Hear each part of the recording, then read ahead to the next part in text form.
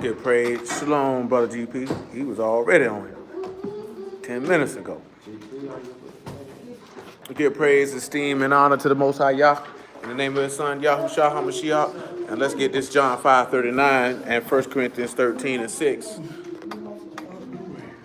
on out the way. Search the scriptures for him, and you think you have eternal life, and they will testify of me. And you will not come to me that you might have life. I receive not honor from men, but I know you that you have not the love of Elohim in you. I come in my Father's name, and you receive me not. Another shall come in his own name, him you will receive. How can you believe, which receive honor one of another, and seek not the honor that cometh from Elohim only? Yeah. Do not think that I will accuse you to the Father. There is one that accuses you, even Moses, in whom ye trust. For had ye believed in Moses, you would have believed in me, for he wrote of me. But if ye believe not his writings, how shall ye believe my words? Yes, sir, yes, sir, yes, sir. 1 Corinthians 13:6. Abigail Dion. Find yourself somewhere to sit down. 13:6 reads, it rejoices not in iniquity, but rejoices in a mock. Beareth all things, believeth all things, hopeth all things, and endureth all things. And that's what we're dealing with, is bearing all things. And we'll bring that to a conclusion. Let's take ourselves to Psalms 55. Psalms 55. Somebody got a pen. This was going in and out. I'm not going to do my life before. See, the Lashawan Kadash GP is not it's different from Paleo Hebrew. They're the same characters. They just pronounce words the same and have a different vowel system.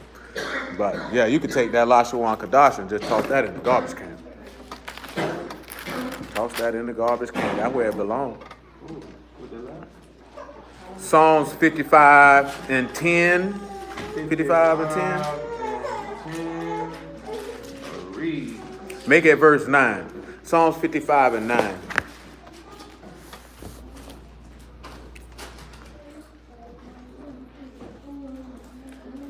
Destroy, O Yahuwah, and divide their tongues, for I have seen violence and strife in the city.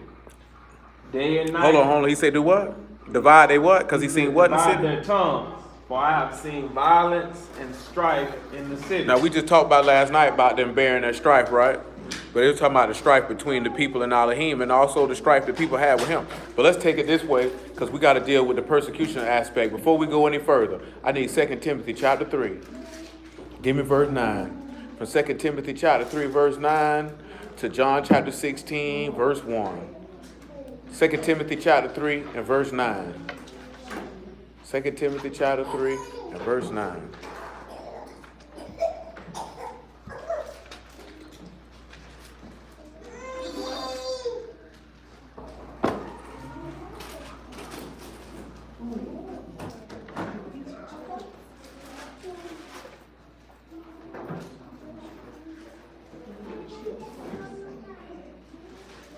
Second Timothy 3 and 9 says this. It says, but they shall proceed no further, for their folly shall be manifest unto all men, as theirs also was.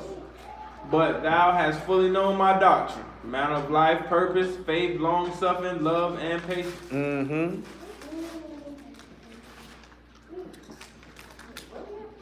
2 Timothy chapter 3 and verse 9. Now it should be in verse 10. Sorry. I'm in verse 11 now. It says, persecutions, afflictions, which came to me in Antioch. Persecution and what? And affliction. We talked about a little bit of those afflictions last night. That's what we ended with. That Go came ahead. to me at Antioch and Iconium and at Lystra. What persecutions I endured. He what? I endured. He did what? Endured. Go ahead. But out of them all the master delivered me. Yea, and all that will live godly in Yahushua Mashiach shall suffer persecution. So every single solitary person that lives godly is going to suffer some persecution. Shalom, Brother Brown. They're gonna suffer persecution. Now he said he's seen violence and strife in the city. That's what he said in Psalm 55, right? So let's take a look at John chapter 16 and verse 1.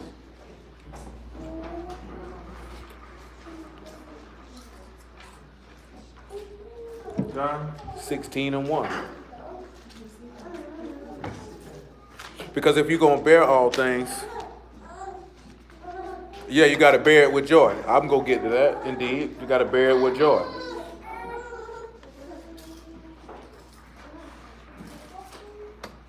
You know, because when you look at it, you can't bear all things and be murmuring and complaining in the midst of while you bearing it. At that point, you're not bearing it, and you ain't going to receive no reward. You know, he made a statement of that one. Now, since I've said that, hold that John 16, right? And get me 1 Corinthians chapter 10, man. And pick me up probably about verse 9.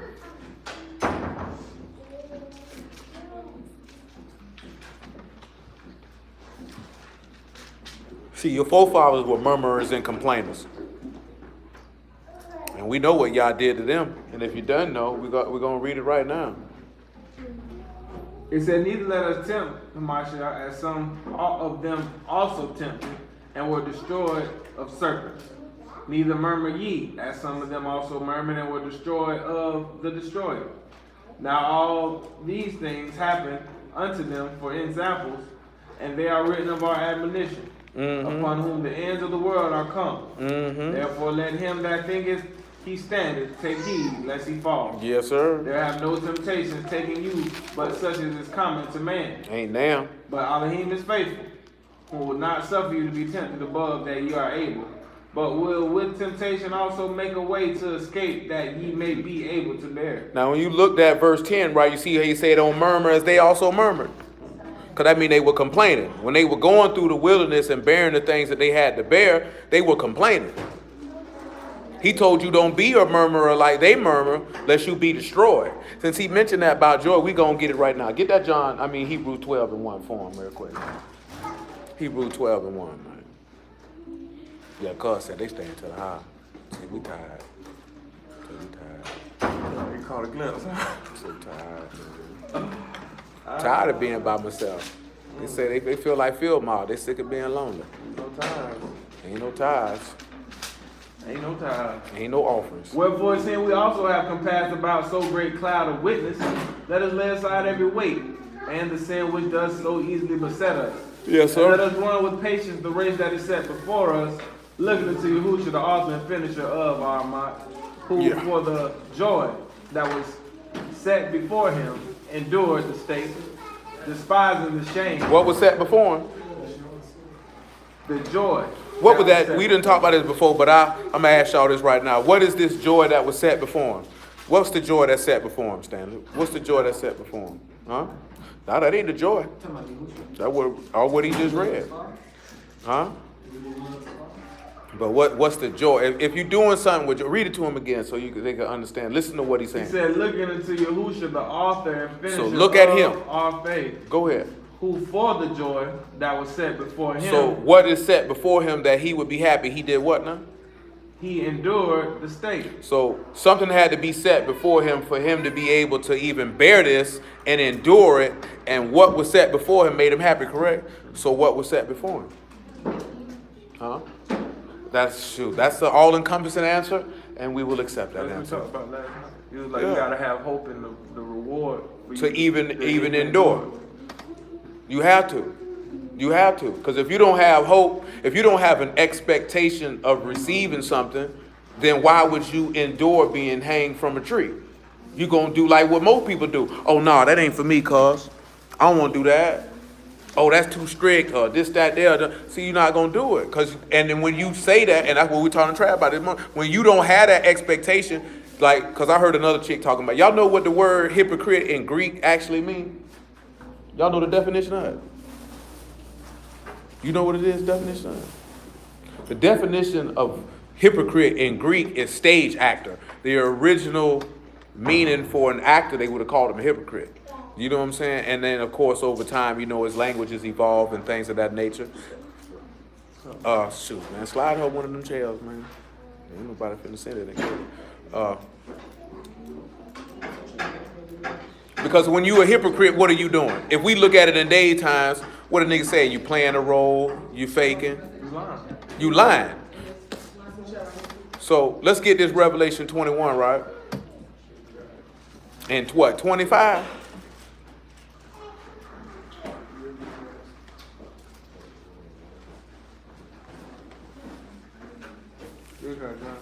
Yeah, we gonna round up to it. I appreciate it. No, I just diverted because Brother GP saying, do we gotta bear the pain with joy? And most definitely. Most definitely. What that nigga say when he was smoking that on New Jack City? Indubitably. Indubitably. 21 and 25. Indubitably. Indubitably.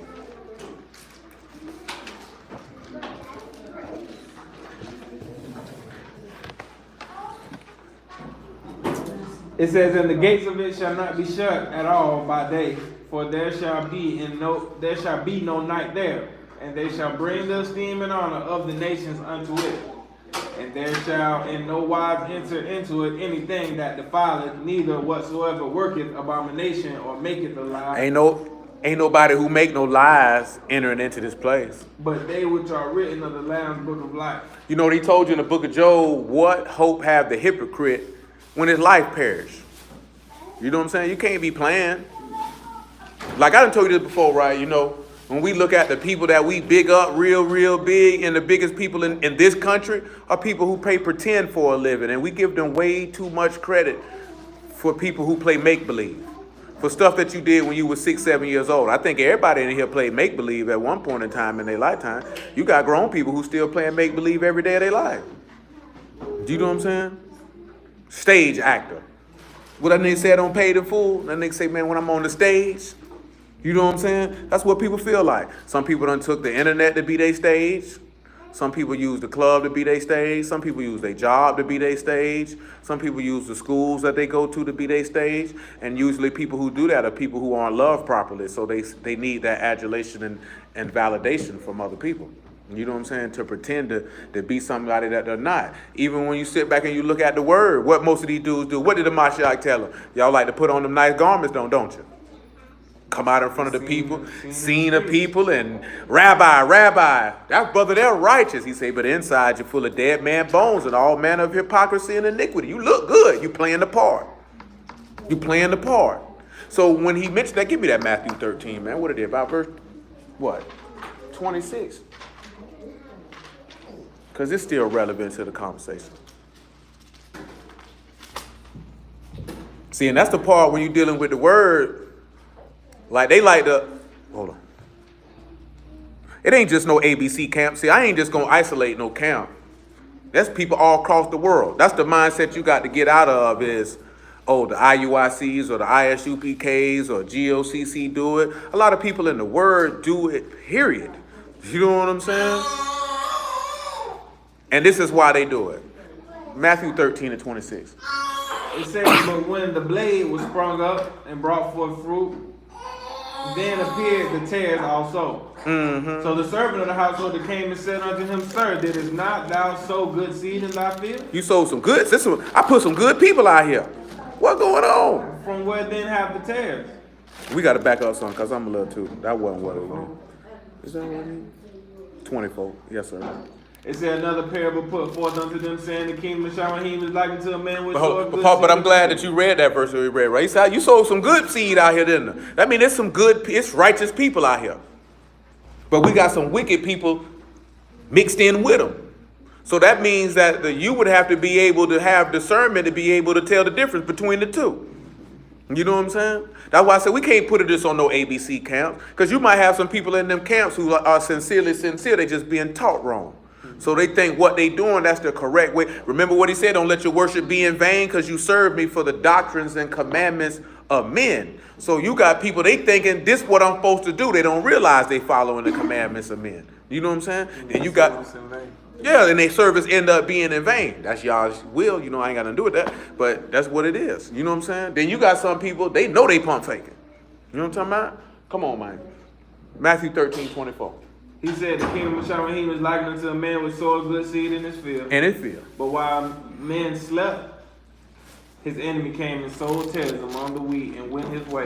Went his way. But when the blade was sprung up and brought forth fruit, then appeared the tares also. Mm-hmm. So the servants of the household... we still ain't in the right place. Now that I will. It's 18 is what I need. Okay. Hear therefore the parable of the sower. Of the sower. When anyone hears the word, the kingdom, and understandeth not, then cometh the wicked one and catcheth away that which was sown in his heart. This is he which is received seed by the wayside. By the But wayside. he that received the seed unto the stony places, the same is he that heareth the word, and anon with joy receive it. Wait, what? He would get it. He receive. He happy, right? Remember what I was just talking to you about the other day, Glover? Remember what I was talking about the other day? See, I was talking to Glover about this here the other day, right? Like you got a lot of people, right? Now he had an instance where he had to deal with. Some of y'all might deal with this on your occupation. You got a lot of jobs that feel like you supposed to put that job before your whole life. No matter what you got going on. So then when you look these people in the face and they be like, I need you to work on Saturday. And you be like, nah, I can't do that. And you tell them why you can't do that. Them people be shocked. You know why people be shocked? These people are shocked because they're not used to somebody that actually says, I live a particular way and I'm going to honor and respect how I live and I'm not going to compromise that to appease you. Because the average person will do this, especially for some money. You know what I'm saying? Especially for some money. People are shocked when people have a code of honor that they live by and they stick to it because people are not used to seeing that. You know what I'm saying? People not used to seeing that. Niggas snitch so much if you in the street that if you get caught and you be like, nah, I can't do that. You know what I'm saying? They look at you like you crazy because they're accustomed that. Because I'm not saying that the stuff that dudes do in the street is good, but you say, when you get into that, you say you're going to live a particular type of way.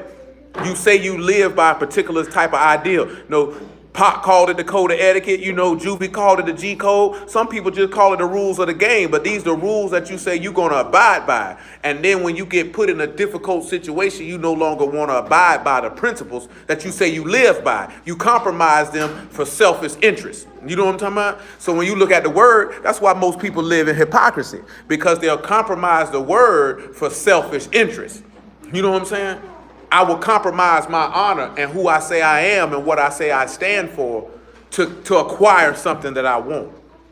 You know what I'm saying? So when somebody faces you with that type of temptation to compromise what you stand for and what you say you about, they shock when you don't do that because you live in a world full of dishonorable people. You know what I'm saying? That's even without the word. You ain't got to have no word in the play. You got people who live dishonorably and have no problem doing it. You know what I'm saying? Won't bat an eye at it. You know what I'm saying? We wasn't taught to do that, man. You know what I'm saying? You got to retain. Because you know what happens when you retain your honor? Glover, what happened when you retain your honor?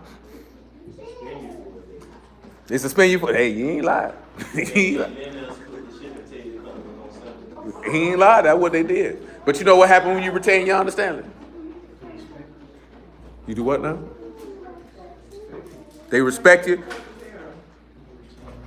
Well, they respect, but mainly you retain your manhood. You retain your ability to say I'm a man. You know what I'm saying? You retain the ability to stand up and say, I am a man. Because a man is supposed to move by principles. You know what I'm saying? You're supposed to have principles and morals or etiquette, however you want to describe it, or how you move and how you conduct yourself. And you're not going to what did Scarface say in the movie? What did he say all he had? He said, all I got is my word and my balls. I don't break them for nobody. Meaning that I'm not going to compromise my manhood for anyone. Because at the end of the day, as a man, that's all you have. You have your word and your manhood. That's all you got. Once you lose your word, you're not considered to be a man anymore. Once you lose your manhood, you know you ain't considered to be a man no more. Can't nobody look at you as no man and a man and broke your freshness seal. That's impossible. That's impossible. How am I look at you and say, that's a man right there? If you a known liar, how am I look at you and say, you a man? I mean, you want to, and when you look at being godly, when you retain your godliness at all costs, this is what leads you to be persecuted. And that's why you got to bear all things. You got to be willing to bear what comes along with being godly and everything that come with that. Everybody ain't willing to do that. Where we at, sir? We at the parable of the sower. Continue for me, sir. Read that, start that verse you in at the top about them stones. Pocket full of stones. 13 and 20. 13 and 20. It say, but he that receives seed into the stony place, the same is he that hears the word, and anon with joy receive it. He received it with some joy at the beginning. Yet hath he no root in himself, but dureth for a while. So he have a little bit of foundation, but he endure for a little while. So guess what? If he only do it for a little while, what that really mean? He ain't love y'all. Remember, say endure all things. And what it said, love never fail. Come on with it, man.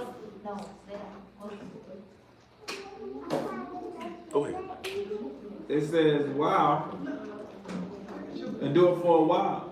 For when tribulation or persecution arises because of the word, by and by he is offended. So when that tribulation or that affliction come of the word, they offended, didn't want to bear it. It didn't make them, they didn't see the joy that was set before them to take that. You feel me? That's what happened. They ain't believe. They ain't believe it. That's why he said they ain't had no root in themselves. When they first heard that promise, I'm gonna get what? Oh yeah, remember he said with joy they received it. You ain't ain't no persecution or trip, ain't nothing to Cain that you had to bear. There wasn't nothing to Cain that you had to bear. Now when you start to bear stuff, now your enthusiasm starts to damper. You're not as inclined to pop that book open or refrain from that sin or congregate with like-minded believers or make supplication to Yahuwah. Don't happen. See how that works? See, when you point that out, truth be told, I'd have told you number 3, we don't need the rest of it. I'd have told you number 3, the cares and affairs of this life get a lot of people, but most people got with 2 and 3. Some people get hit with you ain't understand it, so you get snatched. But the amount of people who bring forth good fruit, who good ground, who hear the word and understand it and do it and bring forth fruit, they small. Most people fall in 2 and 3. They receive it with joy from the beginning. Tribulation, persecution come, they get offended. And that's the segue to John 16 and 1. That was a segue.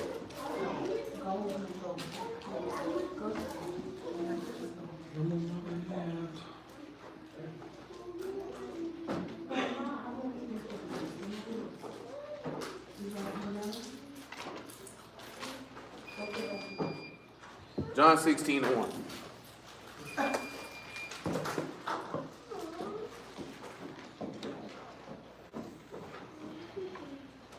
It said, these things have I spoken unto you, that ye should not be offended. That you should not be what? Offended. He said, I spoke these things to you that you should not be what? Offended.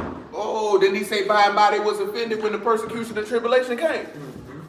He said, I'm telling you this so you don't be offended. Come on with it, man.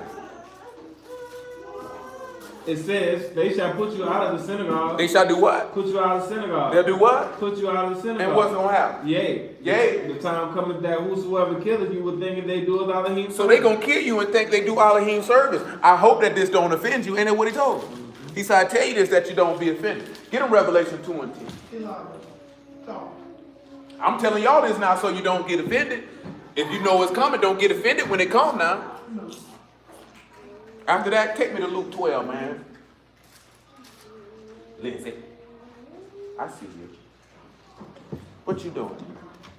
Listen, what you doing?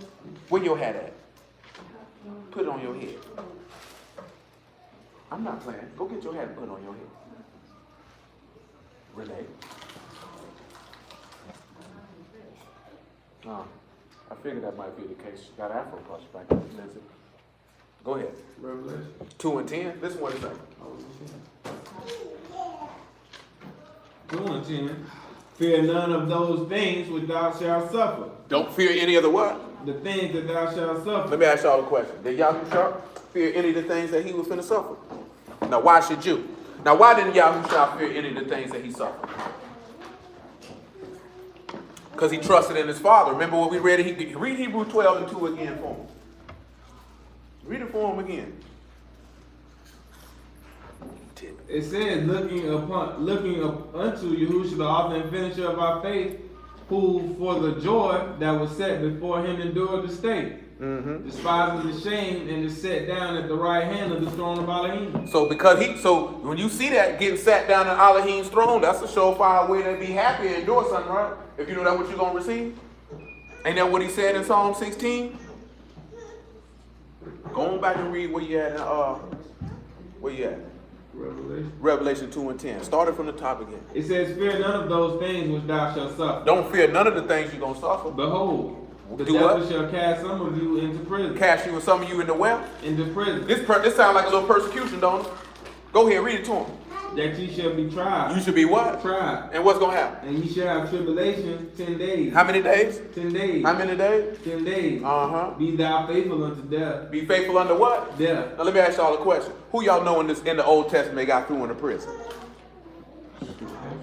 Who got Jeremiah? Well, let's go look at it then. Jeremiah 26. Let's look at it, see if they threw him in the prison. What's your money?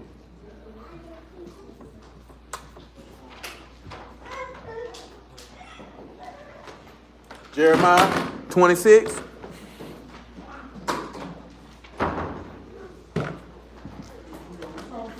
Who else got locked up? Daniel. Who else got locked up? John the Baptist. Yeah. Who else got locked up?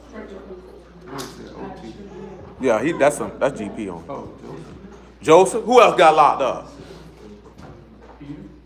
Peter. Yeah, that's a New Testament, but it's cool. He got locked up too. It's another person got locked up. I'm trying to see if y'all can remember. It's a little obscure. For the word? Yeah, he got locked up for the word. No, Isaiah ain't go to jail. What did you say? No, he mentioned Joseph. Anybody need some context clue? The kings. It was kings. People who got locked up. Yeah, that's close enough. He got slapped in the face. Huh? You said Joseph? Yeah, they didn't mention Joseph. You didn't write it in Kings. He was dealing with Ahab. Yeah, and he locked him up. His name was Micaiah. He got locked up. You got locked up. So we ain't going to Joseph being locked up because we just read that. Yeah, Daniel. Yeah, he got through in the line. He technically didn't get locked up. He got through in the lines then, but it's locked up nonetheless. But he technically didn't go to a prison. The people who got locked up was go ahead.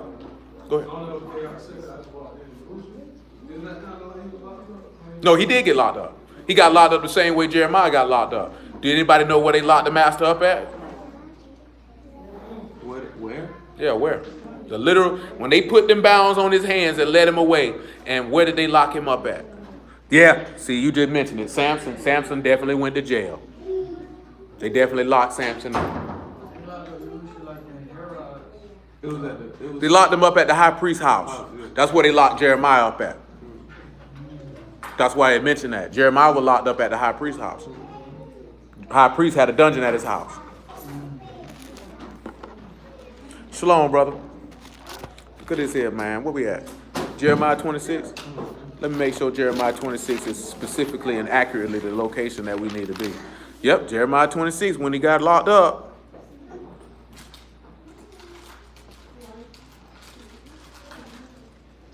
You can pick it up at verse 14. 26 and 14. As for me, behold. No, Paul. Hold on. I'm trying to make sure I find that spot.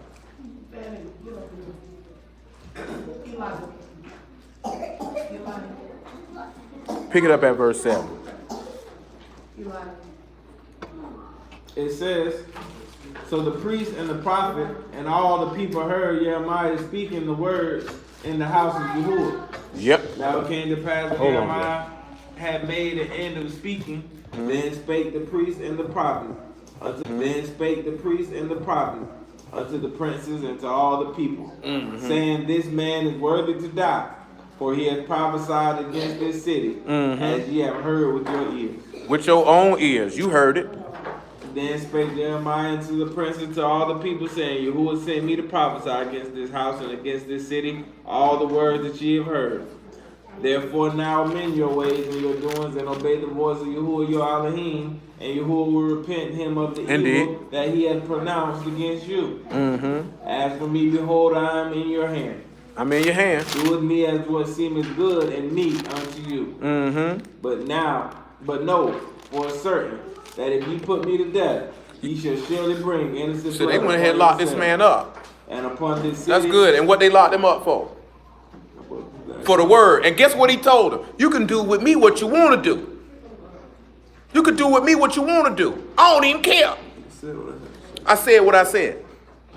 Come over here to John 15 real quick, right? I'm going to get another, but I want to shoot some, I'm going to hit one of these words. John 15 and 17. See, you see the attitude, did he say that the devil would take some of y'all and cast you into prison and be faithful unto death? And this man told him, you can do what you want to with me.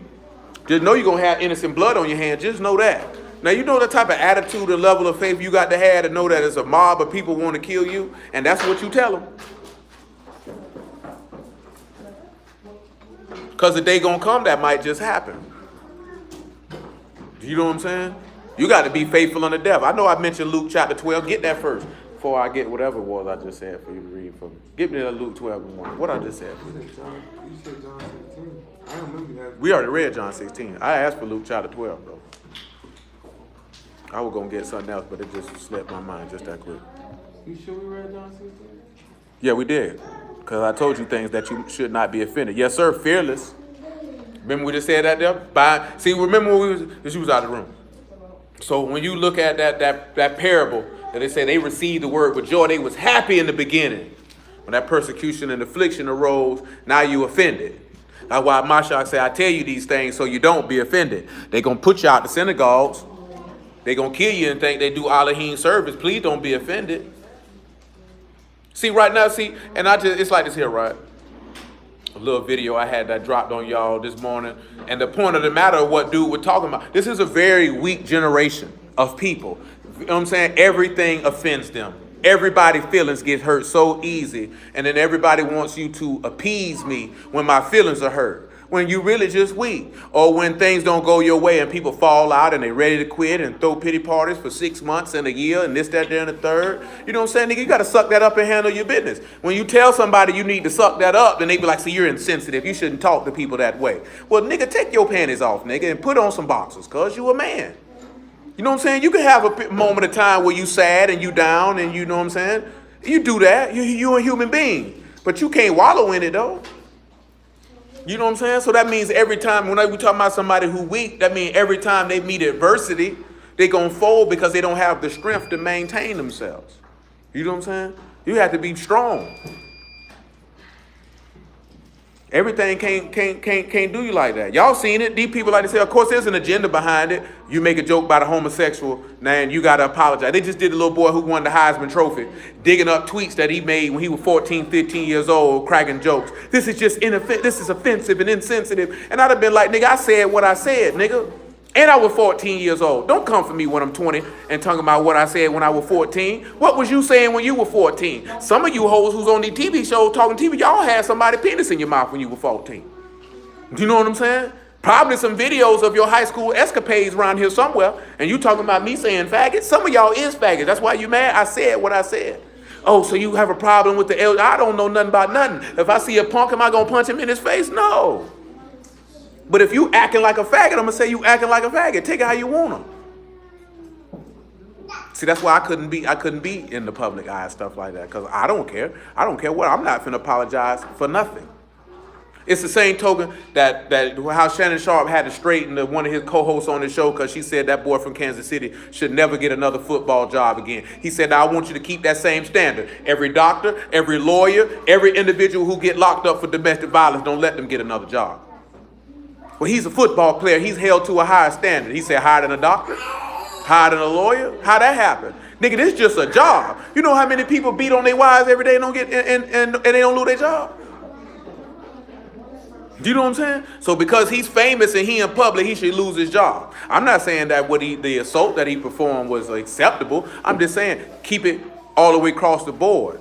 And you shouldn't have to apologize for saying what I said. I ain't apologizing for nothing. You only apologize when you're wrong. You know what I'm saying? I'll tell a nigga, hey, I'm sorry if I hurt your feelings, but I meant what I said, though. My intent wasn't to hurt your feelings, but I meant what I said. I mean, you can say that everything ain't created by Satan. Don't give Satan that much credit. Ain't no double standards created by Satan. Double standards created by wicked people. Satan ain't got nothing to do with that. We give him too much credit. Satan can't do nothing. I just want y'all already know that. Satan can't do nothing. He ain't got no power to do nothing. He can't make nobody do nothing. He just no good, dirty bastard who like to tempt people and accuse you. That's all he do. He ain't nobody. He ain't got no power. Don't give him that much credit. Come on with it, man. Luke 12 and 1.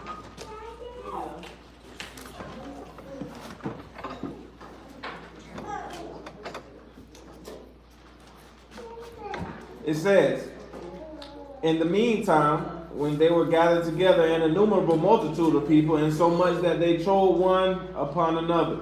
he began to say unto his disciples, first of all, beware of the leaven of the Pharisees, which is hypocrisy. Which is what? Hypocrisy. Go ahead. For there is nothing covered that shall not be revealed, neither hid that shall not be known. Therefore whatsoever ye have spoken in the darkness shall be heard in the light, and that which ye have spoken in the ear of the closet shall be proclaimed upon the housetop. And I say unto you, my friend, be not afraid of them that kill the body. Don't be what? Afraid of them that kill the body. Why so? And after that have no more than they can do. They can't do no more than that. But I will forewarn you, whom ye shall fear. Who should you fear? Him. Whom ye shall fear, fear him. Which after he hath killed hath the power to cast into hell. Yea, I say unto you, fear him. That's who you ought to fear. You ain't got no business fearing no man. That's what Jeremiah was showing you. Was Joseph scared to go to jail? Got no business scared of these people. Scared of them for what? What can they do? That was John 15 and 16 that I asked for. John 15 and 16. Praise the Lord. Got no business being scared. Go on, take that. Like Aki said, man, you got to be fearless. What did the Apostle John write, right? Perfect love does what? Because fear have what? Torment. Say, he that feareth is not made perfect in love. And you know, Paul also told you that Elohim ain't giving us the ruach of fear. So what you scared for? You know what fear is a sign of, right? Unbelief, a lack of confidence, lack of trust. That's what it's a sign of. You know, you got instances in the book where some people were fearful, and then they thought about it for a minute and they sought Yahuwah instantly. See, when you have those type of negative thoughts or emotions that hit, that's when you know you're supposed to seek Yahuwah right then and there. Not wait 20 minutes from now, not wait 2-3 days from now. If you fear and fearful, you need to seek his face right then. That's why he say if you afflicted, what you ought to do. Apostle James said to pray. Seek his face. Remember, we just talked about it last week, right? What is he going to do, right? What is his word supposed to do? Support, sustain, and comfort. So if you believe it and it's speaking to your heart, then when you seek in his face, you're going to get the sustaining, the support, and the comfort that your heart would need to be able to overcome a particular situation or emotion or feeling at that time. Wouldn't you agree? Mm-hmm. Praise the Lamb. Come on with it, John 15 and 16. It says, ye have not chosen me, but I have chosen you, and ordained you that ye should go and bring forth fruit, and that your fruit should remain. That it should what? That your fruit should remain. That whatsoever ye shall ask of the Father in my name, he may give it to you. He may give it. These things I command you, that you love one another. Love one another. If the world hates you. If the world what? Hate you. If the world what? Hate you. Guess what? You know that it hated me before it hated you. It hated me before it hated you. Come on. If you were of the world would love his own. But because you are not of the world, but I have chosen you out of the world, therefore the world hated you. See, let me ask y'all a question, right? You don't have to answer out loud if you don't choose to. See, you know why you think a lot of people turn from the word? Because when the world rejects them, they get offended because they want to be accepted by it. You know what I'm saying? And when you're looking at being accepted by the world, we ain't just talking about regular people. Because for lack of better of a term, let's say I remember I told this young lady a long time ago, I said, we're going to be rejected by Christians and Hebrews. Can you deal with that?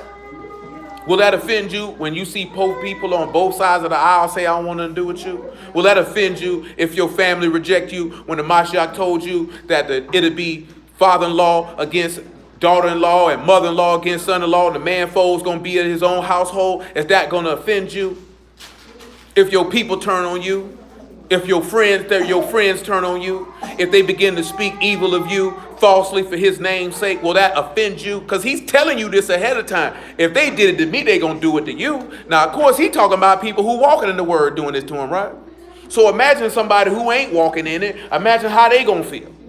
If somebody who say that Yah is their Elohim is going to persecute you and hate you, imagine somebody who don't profess that Yah is their Elohim. Imagine how they feel. You know what I'm saying? Is that going to offend you? What I was telling them this morning, right? You got to sit down. He said in Luke 14, you got to sit down and do what? Count the cost, right? And you know what a lot of people do? You know what a lot of people do? They sit back. You ever sit back and you get some little bit of money. You didn't count up if you could pay for this, and this. Then you begin to buy the stuff. You find, oh, I ain't got enough money for all this.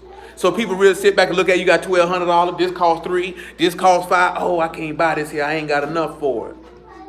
See, a lot of people end up finding out. That's why he told you if you're going to bear that stake, you need to count the cost. Is it in you? Do you got enough to be able to maintain this here? Because everybody ain't got it. Because when that persecution, that tribulation arise, now you getting offended. Now you mad at Yah. Because when stuff don't go people's way, who the first person they blame? They blame him. They don't blame their own decisions. You know what I'm saying? They don't blame the circumstances, situations around them. They may not look at the role that a particular person played in that situation to call it's Yah's fault. Because really they hated him from the heart anyway. So this situation and circumstance gave them a reason to blaspheme his name. And ain't no need for that. That's what some people gonna do to get locked up. Y'all supposed to save me like he saved Daniel. He ain't tell you that. Daniel ain't going there and say he got to save me. Say if he save me, he save me. If he don't, he don't. Either way it go, I'm gonna be out here morning, evening, and noon like I've been doing. You know what I'm saying? Them three young men, they didn't say, oh, Nebuchadnezzar, y'all gonna save me. And then he don't save him. He wicked. They say, hey, we careful to answer you in this matter. Our Elohim is able to deliver us. And even if he does not, I can't do this. So they had an understanding and knowing that whether they were delivered from the situation or not, it was up to Yah. And nevertheless, I'm going to serve him to the death. That's the mind you got to have if you say you're going to endure, which means you would bear that persecution that comes from carrying the word in the first place. You know what I'm saying? Like you have to really sit back and look at it that way. Like whatever happens, whether it be for my benefit or whether I die or whether I go to jail or whether I lose this, it don't matter. Yah is able to maintain either situation. Nevertheless, I won't bend on him though. And if it don't go in the fashion I wanted to go, I'm not going to blame him. Because whatever suffering that I took, that means Hamashiach was esteemed in my mortal body through the suffering that I took because that's what he took. And see, don't nobody want to teach nobody that and tell nobody that. So when people get those sufferings and those persecutions, that's why they get offended, even though this man warning you about it, ain't he? He warned his apostles about this numerous times. He said, they hated me without a cause. So if they hate me, they going to hate you. He said, man, the world don't hate you. He said they hate me because it's evil and I talk about it. I point it out. So guess if you represent him, guess what you're going to be doing? You're going to be pointing it out. You don't even have to open your mouth to point it out. If you live in it, it points it out. And they mad. Go ahead. And mofo, this is dealing with people who in the word versus people who are outside of it. You know what I'm saying? Most people who are outside the word for most intents and purposes really don't care. You know what I'm saying? Like the people at your job, they ain't care nothing about that. You know what they cared about? They were shocked you stood on the principle. That's what they were shocked about. Oh, you telling me what you not going to do? How you going to tell me what you not going to do when all these other people over here, they came? This man told me this, a dude said he had a day planned with his daughter. These people come less than 48 hours talking about you got to work. See, he better than me because I wouldn't have win. I got a day planned with my daughter or mandatory overtime. Which one you think going to win?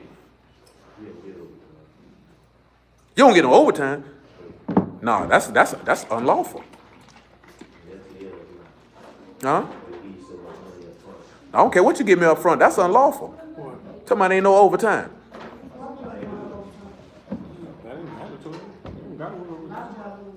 Well, you see, a lot of jobs tell you a lot of things, but just because they tell you that don't mean that's what's going to happen. It's a lot of jobs say you got mandatory overtime. I know, but that's what I'm talking about, the paying you part. Like, okay. Yeah, that's what I said. That's unlawful not to pay you for no overtime. Oh yeah, they got to pay you. They got to give you time and a half. They ain't got to give you. They ain't paying y'all time and a half. But then you might need to go see you a good old attorney, buddy, because they definitely hitting y'all with ungreased. That's how they are. That's why they pay them like to get a match. That's why you make so much start. Makes sense. Yeah, That's how they do the wages. They got to protect themselves, huh? Oh, well, you signed the contract, you probably agreed to it. So you can they can drop 100 on you in a given night. They can't say nothing. Shoot, but you got some of them restaurants, they make that tip money, they bust it up with everybody.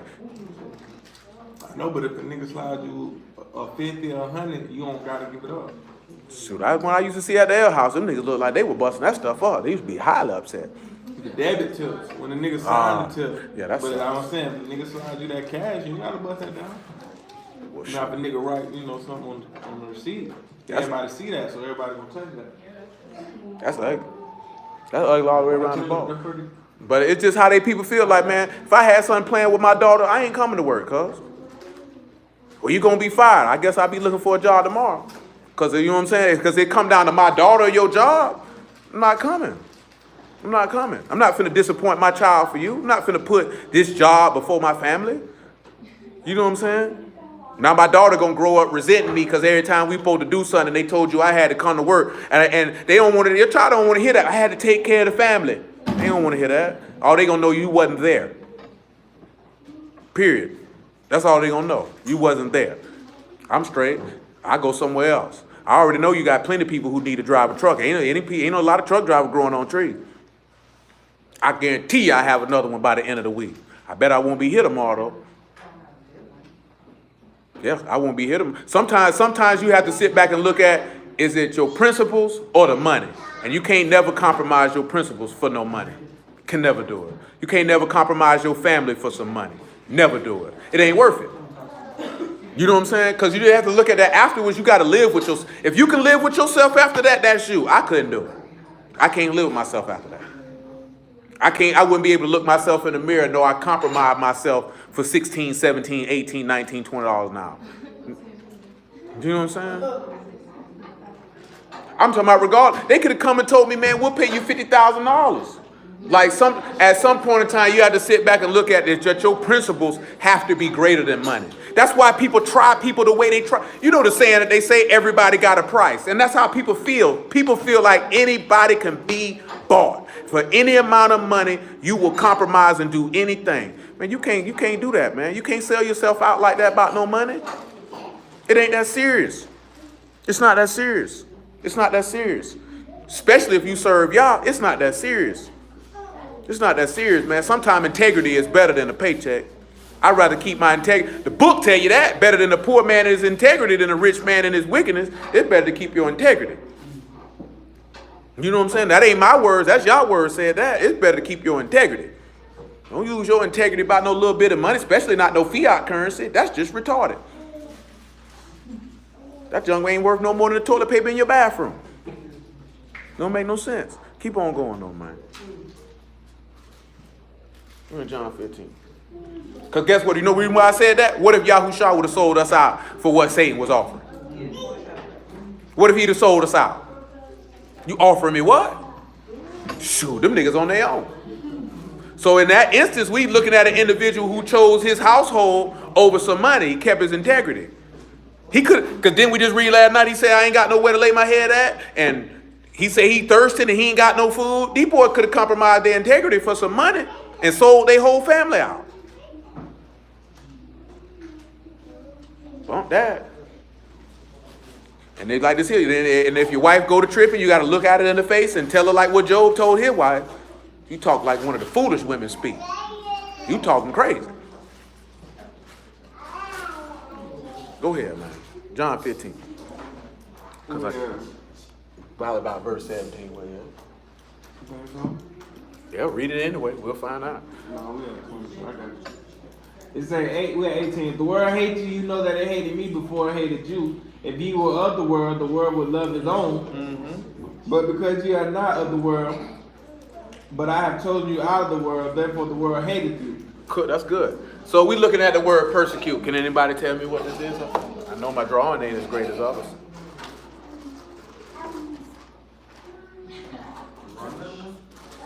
Yeah. Were you snickering at my drawing? Yes, it is. I don't draw that well. But you mixing them, baby. Yeah, I didn't mix it. You mixing. That one you mixing. I didn't mix that. That's not no modern right there, buddy. That's not It's not modern. One picture. Yeah, it's all the same. It is all the same. It's just mixed. But it is all the same, but it definitely mixed. Well, the word is persecute, and that word means to pursue, persecute, or harass. Darius definitely did mention the first one. Now we got to deal with the last one. Yeah, now we got to get the last one. What's the first one? Rosh. Yeah, that's right. The letter's right. It's just mixed. No, that's the pay right there. Mm-hmm. So what word would we have there if you got Rosh, Dalet, and pay? That's a pay? Oh, wow. That's it. It is. Maybe I can write my pay. It's pretty accurate. That's stupid. But the word that we have, so what we'll do this, do this here first. If it's going to be Rosh and we persecuting, which one would it be? What would we use for it? Not highest. High, you got highest thoughts? Highest? And for this dollar, what would you use? The door. And pay, you're going to use the mouth, right? A good old word, right? So we see the words of the highest will allow you to enter into the door. So when you get persecuted or harassed, you're getting persecuted and harassed because of the words of the highest. That's why you need to remember that. Because remember what we just read, what Paul stated, that everyone who lived godly in the Mashiach is going to be persecuted. And you suffering persecution, what was Jeremiah being persecuted for? The word. That's it. So, words of the highest.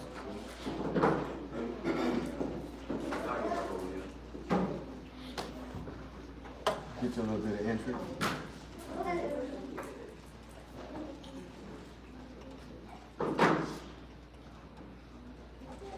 So when we look at another one who a person being persecuted, what is that? 1 Kings chapter 22.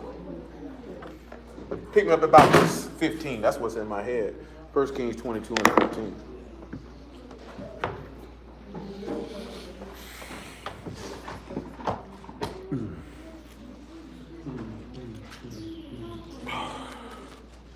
First Kings 22 and 15. So I want you, and this is why he told you this stuff about when that seed fall in them stony places and then they offended. Because they didn't realize the words of the highest will gain you entrance to eternal life, but it's going to cause people to harass you. It's going to cause people to persecute you. It's going to cause people to pursue you, to kill you. You know what I'm saying? You got to be willing to take that. That's what it means when he talking about bearing the marks of Yahushua in your body. Can you take that in your body? That's what Paul stated. That's what Paul stated. Can you bear that? Can you take that? Everybody can't take that. What did we just read in Revelation, right? He said if the devil gonna lock some of you up, right, and kill some of you, he told you to be faithful to what? Because you being persecuted, you being harassed. What you being harassed for? For the testimony of which you hold and keeping Elohim's commandments. That's why they gonna hate you. That's why they gonna persecute you and chase you out the synagogue. That's why they gonna kill you and think they do him service. You gotta be willing to take that. This is to prepare you, y'all willing if any of us are alive for that day when it comes. Because it's gonna come. I seen a little mean dude say if the church wouldn't kill you 400 years ago, are you really living? He'll sit back and look at that like, you know, if these people wouldn't come and take you out right now for what you doing, what you stand for and how you move, is you really living the word. That don't mean to be no douchebag like these niggas on the street be, but really being firm, standing for the word. Would these people want to eliminate you? Huh?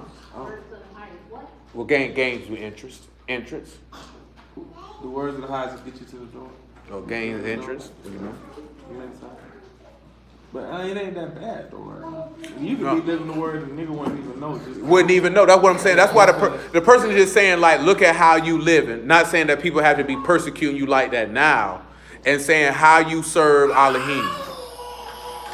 Which is because he talked about a different time. Because that's almost like the Crusades. One of the Crusade periods. When all you really had to do was just say you believe the Bible. And the Muslims were going to kill you. You know, the Crusades was really nothing but a Catholic church ploy for the attaining of Jerusalem. That's really all it was. You know what I'm saying? A lot of people died during them Crusades. If my memory serves me correctly, it was like 3 of them. At 3 separate times.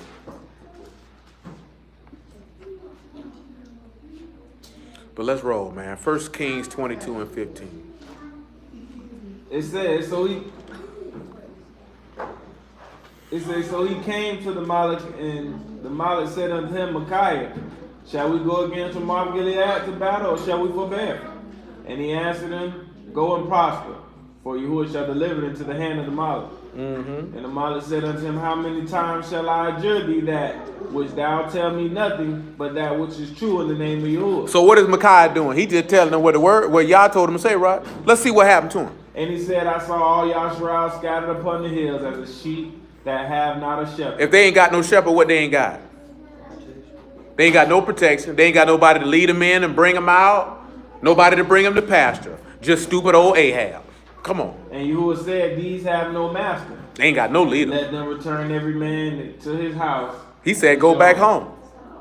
It said, and the Malak of Yasharal said unto Jehoshaphat, did I not tell thee that he would prophesy no good concerning me, but evil? And he said, hear therefore the word of Yahuwah.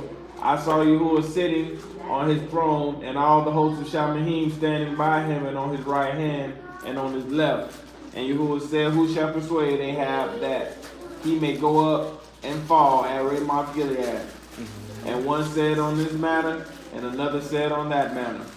And there came forth the Ruach and stood before Yahuwah and said, I will persuade him.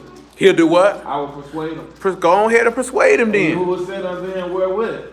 And he said, I will go forth and I will be a lion Ruach in the mouth of all his prophets. Every one of his prophets, I'm going to put a lie in his mouth. And he said, thou shalt persuade him and prevail also. Go forth and do so.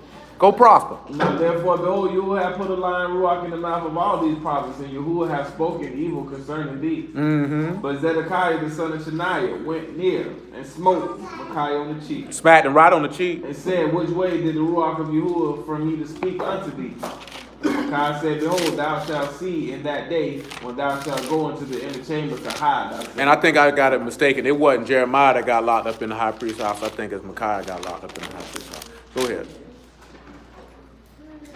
And the Malak of Yasharal said, take Micaiah and carry him back to Amon, the governor of the city, and Joash, the king's son. And say, thus says the Malak, put this fellow in the prison and feed him with the bread of affliction and with the water of affliction until I come in Shalom. Go on, lock him up, because he said something I ain't like. And Micaiah said, That's good. He said, go on, lock him up, because he said something I ain't like. What was he persecuted for? What was he harassed for? Just because of the word. That's all he was harassed about. That's all he was persecuted about. And Micaiah was willing to take that. Give me Revelation 12 and 9, man.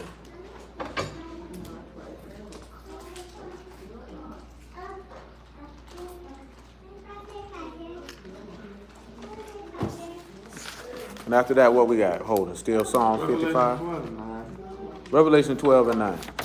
what's up, kid? What's up, kid?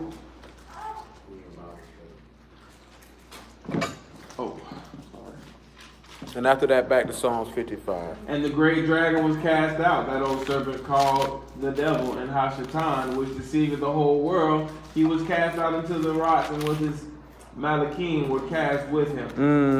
And I heard a loud voice in Shamahim saying, now is come the salvation and strength, and the kingdom of our Elohim and the power of Hamashiach. For the accuser of our brethren is cast down, which accuses them before our Elohim day and night. And they overcame him by the blood of the Lamb. They overcame by the what? word of their testimony. By the word of their testimony and the blood of the Lamb. And they loved not their lives unto death. See that there? They didn't love their lives under what? Unto death. That's what we read last night in Acts chapter 20 with Paul, right? Paul said, I don't count my life dear unto myself. I'm not moved by any of this stuff. I'm gonna take what I gotta take. That stuff don't move me. A lot of people, if you tell them, hey man, you're gonna be killed, you know, because they showed Paul, you know, the Ruach showed Paul that he was going to jail before he went. You know, a lot of people see that. They be like, oh, no. I can't go to jail, cuz. I can't go to jail. They going to do something to me now. Them white, they going to beat me up. They going to kill me. And I ain't talking about the inmates. They'll be more worried about them people getting in there. Y'all ever heard what they said them white folks did to them fake Jews in Germany? They did some weird stuff to them people, man. Now, they over-exaggerated how many of them died because there wasn't even that many Jews on the earth at the time. You know what I'm saying? But they did some weird stuff to them people, man. They'll tell them, hey, man, we need y'all to go in here and take a shower. Gas them. You know what I'm saying? Take the weakest ones, drag them out in the middle of the field and shoot them. You know, experiment their chemical weapons on them. You know what I'm talking about? Now, imagine telling somebody beforehand that you're going to suffer something like that for the word. How many people you think would sign up for that? Probably not many. Even if you told them what the reward was going to be if you went through that. Most people are going to be like, no, I don't want to do that. I don't want to do that. I don't want to die. I don't want to be beat up. I don't want to be hung. I don't want to be killed. I don't want to be shot. I don't want to be gassed. I don't want to be locked up. I don't want to be in jail for 20, 30, 40 years. How long Nelson Mandela was in jail for? About 30 years. I don't remember. You know what I'm saying? I think that Jamal dude, that dude been locked up for a long time. Dude from Pennsylvania. I don't know if they done executed him yet. Locked up for a long time. That's why Asada Shakur hit it. Went to Cuba. They ain't caught us since. Because these were people who knowing that the stuff that they was involved with, what could happen to them, and they were like, we don't care. Come on back to Psalm 55. And you already know, Hamashiach already knew that there. Oh, son, I need you to die, son. Yeah, that's not a problem. Just let me know when you're ready for me to go. You know, he said, say less. I'll send you when you're ready. Yeah. That's why he kept telling his apostles everything that was going to happen to them before it happened to them. You know what I'm saying? So you can be ready for that. I'm telling you, so you can make an informed decision if this is what you want to do. See, niggas can't take light persecution. Niggas can't take niggas not listening, want to hang with them no more. How you going to take death? Psalm 55, where we start at? Verse 10.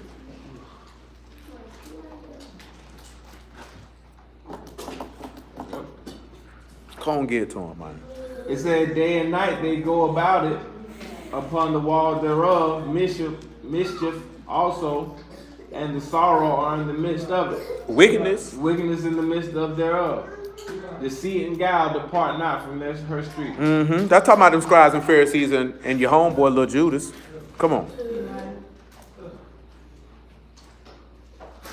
It says, for it was not an enemy that reproached me. It was not a what? An enemy that reproached me. Then I could have borne it. Neither was it he that hated me, that did magnify himself against me. Then I would have hid myself from him. But it was thou, a man mine equal. My who? My God. And who else? My acquaintance. And we took sweet counsel together and walked into the house of Elohim. Of course, y'all know who that talking about.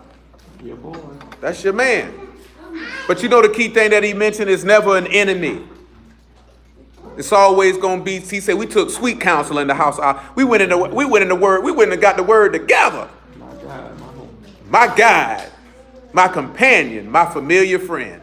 Go on, get Psalms 41 and 8. Come on, man, make it 7. My familiar friend. My familiar friend. My familiar friend. It's another one in Psalm 73. Say the same thing.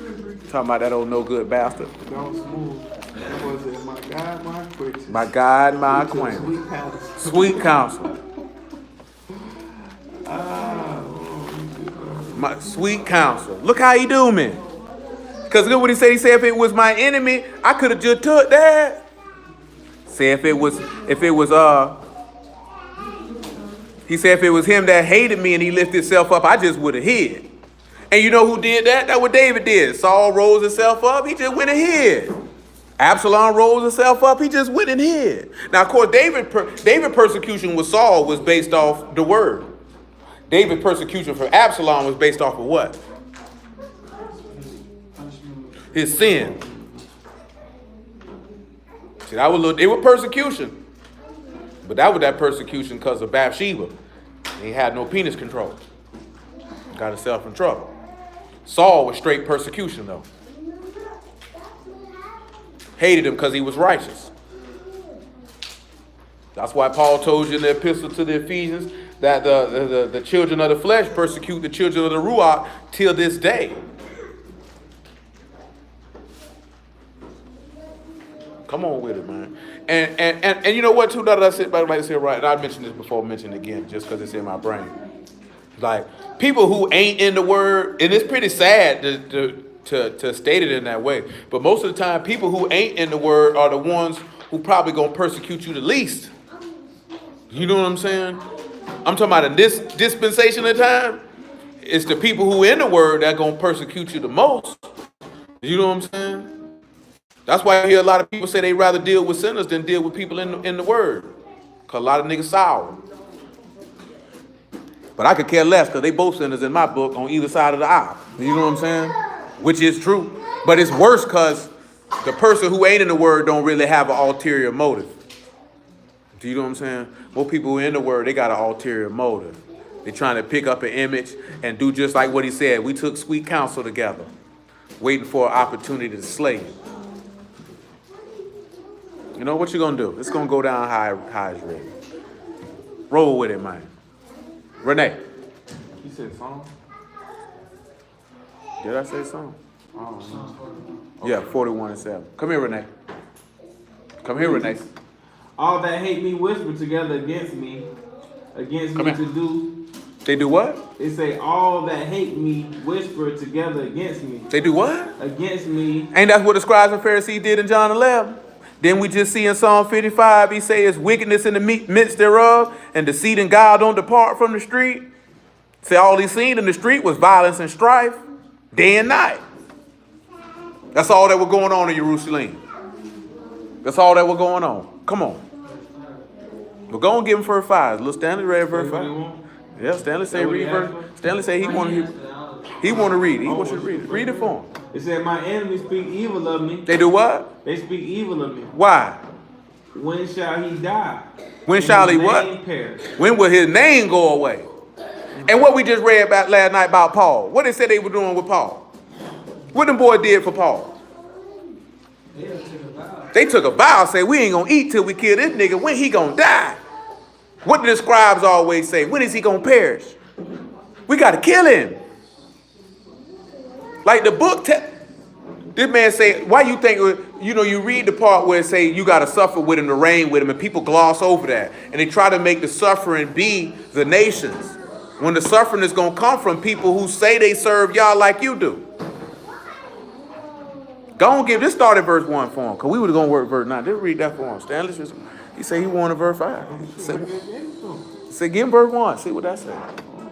It said, blessed or Baruch is he that considereth the poor, who will deliver him in the time of trouble. See that? So he'll deliver the humble in a time of trouble, just like he delivered Yahushua. He'll deliver you now. That's your hope that's set before you, your expectation of reward. That's why you were willing to bear that stake and then endure it. Go ahead. It's saying Yahuwah will preserve him and keep him alive. Yes, he will. And he shall be Baruch upon the rats, and thou wilt not deliver him into the will of his enemies. Ain't that what that song they were just playing with? It said he able. That's what that dude was saying. And Yahuwah will strengthen him upon the bed of language. He strengthened him on the bed of what? Language. What's the bed of language? Languishing. Languishing.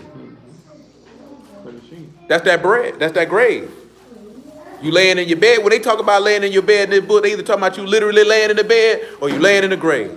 He gonna resurrect you. Go ahead. Thou will make all his bed in his sickness. Mm-hmm. I said, you will be merciful unto me and heal my ruach or my nephat. Mm-hmm. For I have sinned against thee. Oh, I sure did. My enemies speak evil of me. When shall he die and his name perish?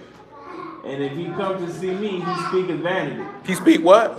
Vanity. Go ahead. His heart gathereth iniquity to himself. Paul, that's what we read last night too, and just revisiting Proverbs 26 by when he speak fair or speak vanity, don't believe him, it's what in his heart. 7 abominations. Go ahead.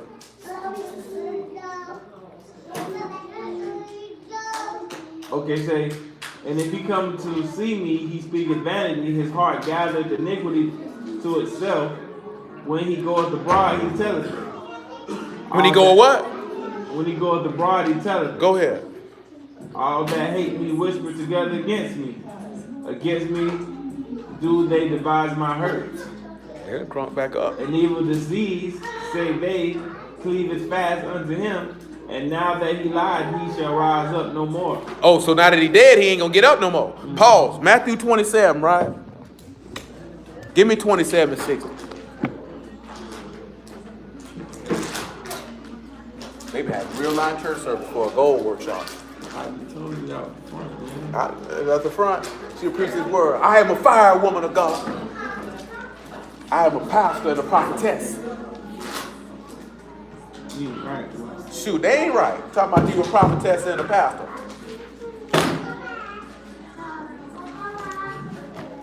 You know I ain't lying. They have a choice. Church. They definitely having a circle. Malia, sit down. Lil Mike, sit down. got down. Got down like they were shooting. Incoming. It say, and I laid it in his own new tomb, which he had hewn out of rock, and he rolled a great stone to the door of the sepulchre, and departed. And there was Mary Magdalene and the other Mary sitting over against the sepulchre.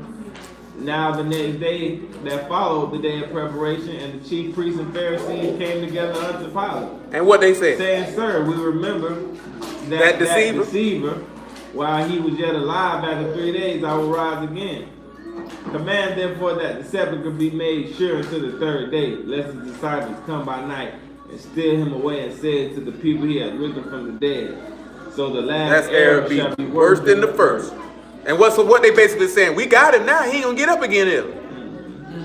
But they, on the low, they knew he was gonna get back. They knew he was gonna get up. They knew he wasn't lying. That's what they knew. He knew it. They were hoping he did. No, they weren't hoping. You know why they knew he was gonna get up? Because they knew once he get up, they going to hell. Right, but look, this make me think about Revelations, how like they gonna try to fight against this man when he come back. Yeah. Knowing that he gonna come back, they gonna try to prepare themselves. Like that's gonna do something. Like you, They know it's true. You send niggas to the tomb, is gonna do what? But let me ask y'all this Niggas question. gonna get up. Let me ask y'all this question. Why would they believe that they knew he was gonna rise from the dead? Because if they thought he was alive, they just would have went back to the house. So why did they believe, even though they didn't want to acknowledge? It's no different than these niggas now. They know Yahushua the son of Elohim. We open up this book and show it to them. But they gonna walk off. What did he task them about John the Baptist? John the Baptist's immersion. Was it for man or was it a heaven? And what was their response? We can't tell. So when they said we can't tell, what did that really mean? They knew it was. Because they said if we say of men, the people gonna stone us. They say if he say it's a heaven, he gonna say why you ain't believe him. We can't tell. You knew he was from Yah. Yeah, either way you was. You knew it. So guess what? When you turn around and you look at being resurrected from the dead, they say we need to set the stone and set a watch. They gonna take it body. They watched all the miracles that man was doing. They heard the words that man was speaking. They knew he was getting up. They knew he was getting up. And so then you got to sit back and look at why you ain't believing. You know why they didn't believe him? What about our place in nation? That's all they were concerned with. That's all they were concerned with. I just need somebody seven to be made sure. Made sure. Seal it up tight. Don't let no air in there. He can't get out now. Gonna let the snake out. Ain't that what Cleveland say? But I thought on one they had guards that Isn't one of them do say that? yeah. What they was gonna do? Fight him out? Fight him? No, because they saying that to stop the disciples from coming to steal the body. Right. Then when they steal the body, see, look, he gone. He got up. I know, but they knew he was gonna get up without him going. No, I mean, they may not say like they like knew, but in their heart, they knew he wasn't lying. Yeah, You know what I'm saying? yeah. In their heart, they knew he wasn't lying. But their concern was not to believe so they could be saved. Mm-hmm. Their concern was how they looked in the eyesight of the people. That's why I say don't make the last Error worse than the first. Yeah. And then remember what We they already ugly, so if this happens, it's gonna be even uglier. And then remember the words of their plot. Their plot was if we allow him to continue, we're gonna lose our place in nation. That's all they care about. so we took this to Pilate and we slipped up. That's all they care about. Definitely gonna lose our place. They didn't care nothing about was the words true, was he really gonna get up? It was just what I told y'all before. They were motivated by selfish intent and selfish gratification. That's what their motivation was. That's all they care about. Back to Psalm 41. Well, that ain't tight. No, You gotta be a wicked man. The goal of all that. Just believe. It'll be easy. You gotta make it sure. Show you right. That's ugly, man. Come on with it. We have 41 to be drinking. Mm-hmm. He said, he ain't my own familiar friend in whom I have trusted, which I did eat bread, which had lifted up his heels. His own who? Familiar friend. I know him. I know him. Y'all know what that is, because that's what he told them at the night on Passover when they ate. Turned his heel against me. That's persecution for yourself right there. Come on back to Psalm 55 though. That's Judas.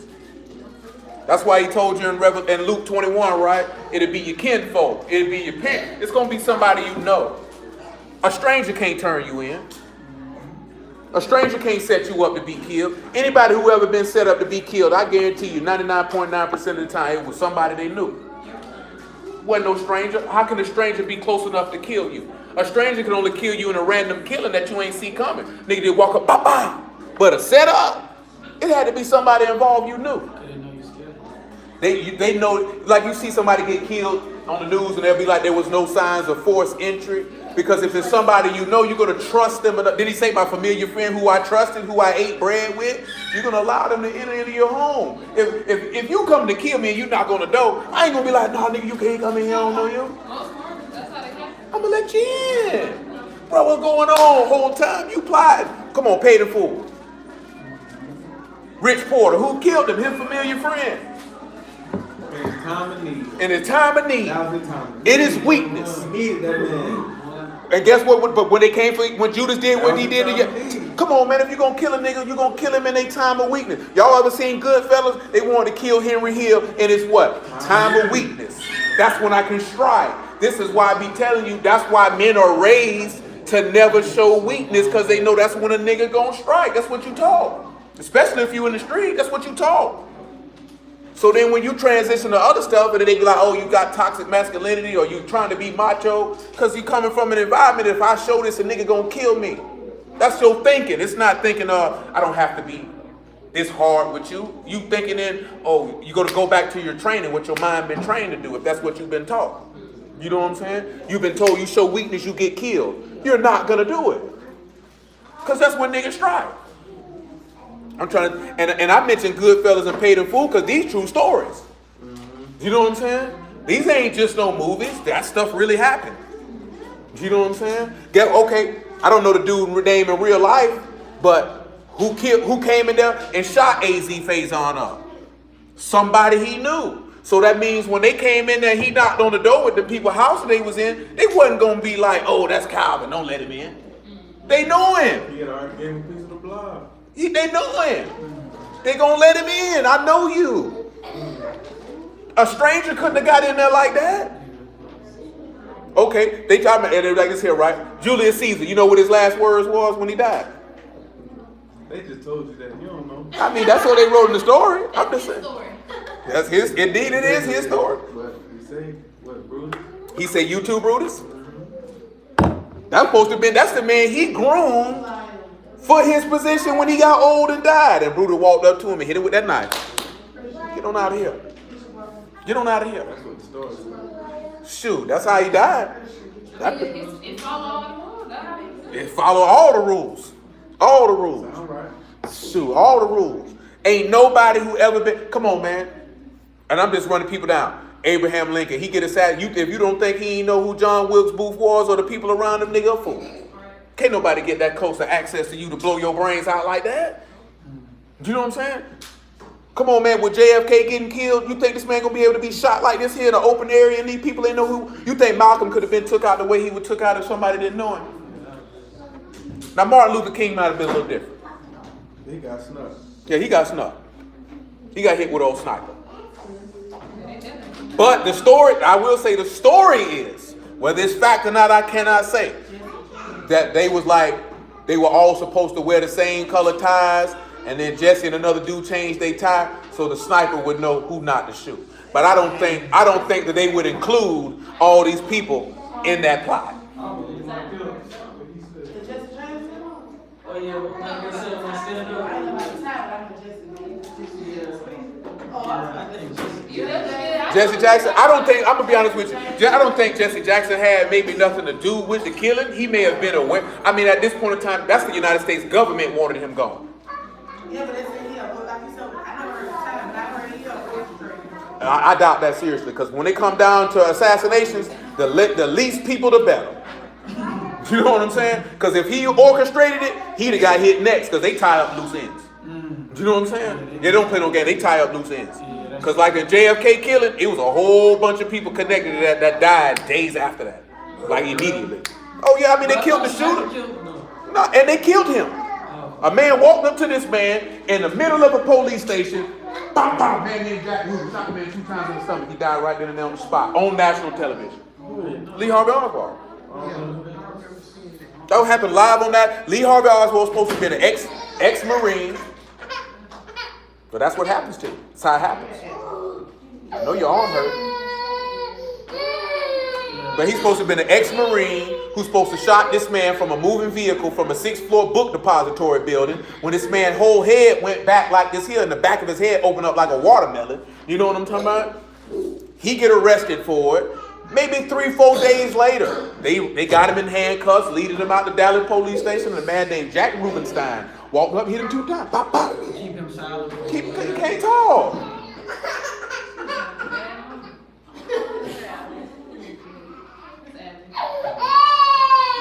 She took a mean bump on the head on that one. But that's what happens though. They tie up loose ends. But see, like I said, right, a lot of people talk about conspiracy theories and things of that nature. A lot of people are not involved in conspiracies because that's too many opportunities for somebody to tell. You know what I'm saying? And they gonna tie up loose ends. They gonna kill somebody.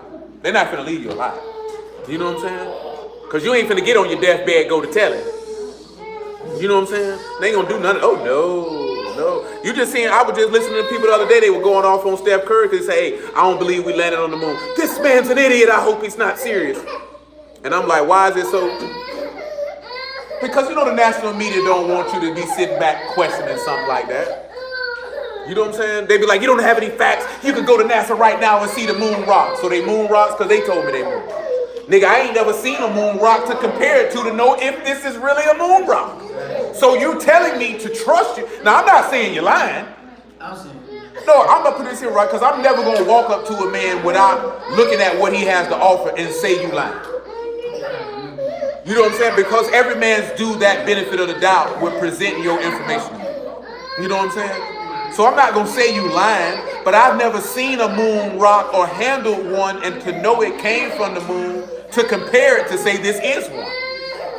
Because there may be rocks and minerals in this earth that I'm not aware of that y'all may not let me know. You see what I'm saying? But you know, the white people don't like to talk about that. I remember what his name is, Buzz Aldrin. Somebody walked up on him and told him we ain't land on the moon. That white man swung on that dude. Bah! Hit him in the mouth. Come on with it, man.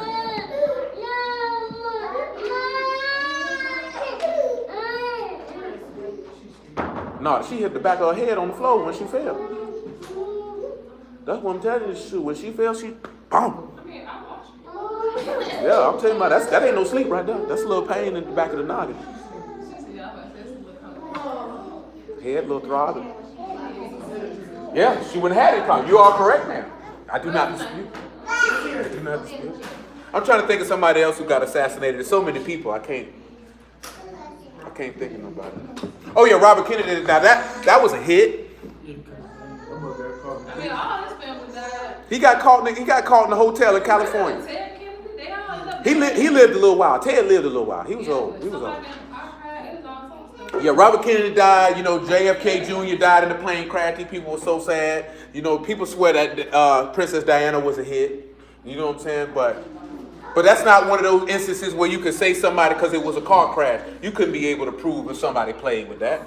You know, it'd be speculation unless you had access to the evidence to see it for yourself. You know what I'm saying? Regardless of what you may believe or what you may think. You know what I'm saying? I can't prove that. And shoot, when you murder somebody, that's what you do. We say on Juice? Yeah, that was up. Indeed, it was. He said the movie Juice, you know, dude, close to him. I'm trying to use real life examples. My mind going blank at the moment.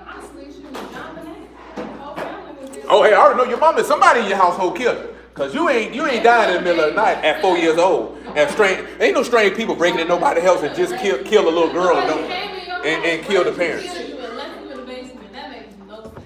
And we couldn't find your body for years.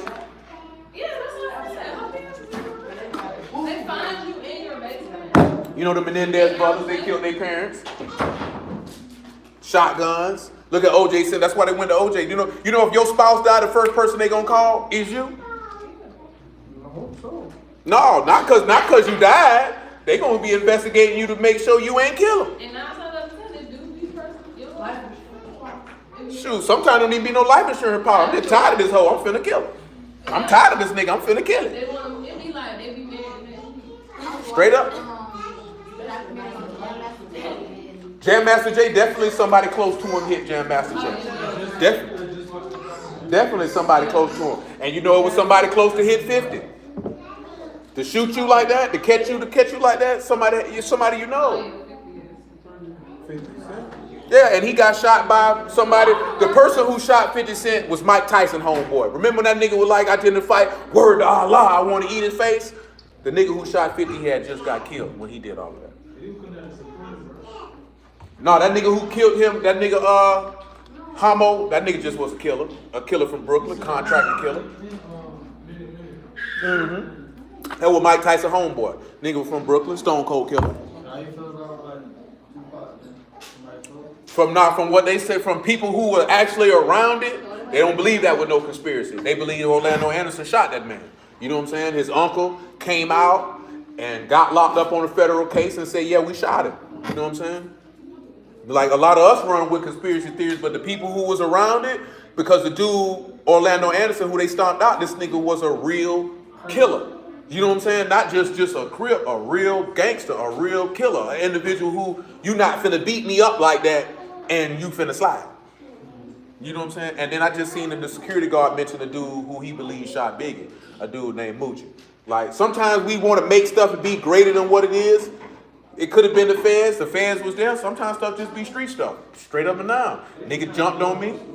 You know what I'm saying? And I caught the nigga because they claimed the dude went to the club that they owned, that 662, waited for him. He wasn't there. Seen the nigga on the corner. Boom, boom, boom. Shot him, went their way. You know what I'm saying? Because it was definitely a large gang war that took off in L.A. right after that. Man, that ain't surprising. Just for every rapper that they got killed. It's always somebody. You know what I'm saying? So that's what that was. Get out that track. And that's coming from people who directly toured it, that's who they feel like Orlando Anderson did that. I wouldn't know, I wasn't there. You know what I'm saying? But knowing that these dudes was really gang affiliated and dealing with gang members and all these people who were around, I wouldn't doubt it. I don't think, just like you said, like sitting back looking at it like, nah, do you think Suge would order a hit where he would get shot? And be that close to the bullets? Absolutely not. Ain't nobody finna order no hit and be sitting right next to you and possibly I get killed too. Who gonna do that? Who that accurate but the CIA? But an Army Ranger or a Navy SEAL. And them niggas ain't got that type of money. You got niggas now talking about when Diddy mother of his children died. Oh, that was a blood sacrifice. Sometimes people just die, cuz. Yeah. Sometimes people just die. Come on back to Psalm 55. Sometimes people just die. Everybody ain't no sacrifice, man. Sometimes people just die. Because that's what people get what though? We ain't no telling shoot. Sometimes niggas just die. Sometimes you ain't got to be on no drugs. Sometimes you ain't got to, sometimes your body just say it's time to go.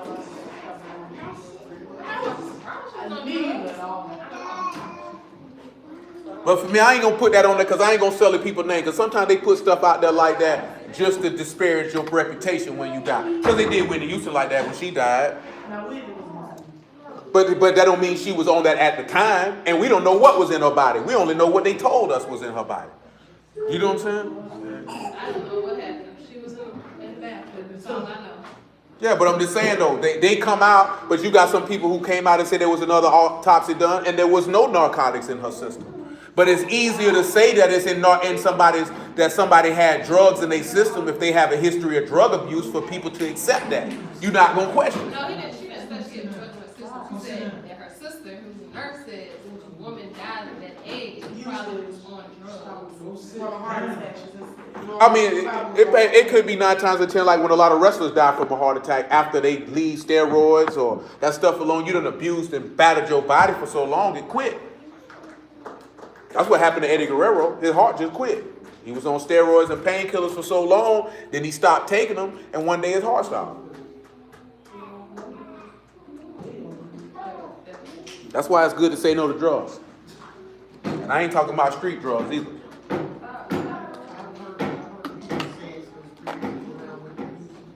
A lot of people believe that.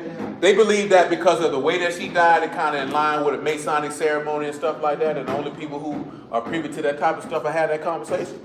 But we can't say, it's the same token of, they said Prince was on all type of stuff, and the people who know him say this man ain't used no drugs. I'm sorry. I don't know what he did or what he didn't do. I just know that a lot of people don't believe what they believe, that they wanted him for his masters. The same way with Michael Jackson. A lot of people feel like they wanted his masters. Who knows? That nigga music sound like he did, though. Yeah, but according to people who knew him, they say he wasn't no junkie. I wouldn't know. I wouldn't know. But if we talking about junkie, and when I say junkie, what they tried to say he was on was prescription meds. I mean, he probably was on something, but I don't know, because I was watching a Sinbad on the Breakfast Club, and he was like, one time he went to Prince's house, and he was like, he be floating. And I was like, what? He was like, the staircase all the way across the room. I turned back around, this nigga right in front of me. I was like, I did listen to the dude from Mid Condition say that story about them playing basketball and eating pancakes really happened. yeah, he said Prince played basketball. No, I just was tripping how he told the story. That nigga said, no, he was like he was glad, like basically like nigga, look over here, how you did that? Yeah, That's what he looking at, like. just real smooth. Like you real quick, nigga. Yeah.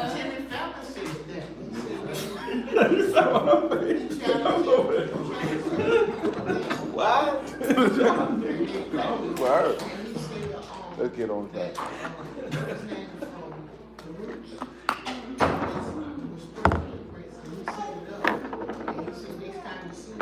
Well, we stopped at in Psalm 55. 55, 15, 16. Psalms 55 and 15. Shut up. I'm gonna let you know, when somebody take you out, ain't gonna be somebody. No, ain't gonna be no stranger. Ain't gonna be no stranger.